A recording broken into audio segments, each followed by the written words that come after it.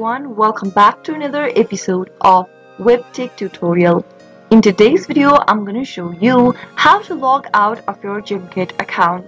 Watch the tutorial till the end and don't forget to subscribe to our channel if you've not yet. Press the notification bell so that you'll never miss another upcoming upload from us. Open up a web browser to get started. Into the URL box, type in www.gimkit.com and press enter in order to end up in the main page for Gimkit. If you're inside the main home page and you'd like to log out of your account since you are done using the service for the day, click on the Me button at the top right. In the expanded pop-up, you should be able to see the log out button. Remember that you should only click this button if you remember your credentials, since you'll need to type in your credential again to get access back to your Gimkit account. If you're aware of your credentials, click on the logout button and you'll be redirected to the main interface or the main official web page of Gimkit. To log in back again, you'll need to find the login button and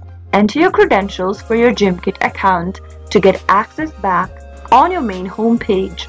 That is how you can easily sign out or log out of Gimkit. I hope the tutorial was helpful to you. If it was, go ahead and give us a thumbs up. I'll soon be back with more videos like this. Thank you for watching.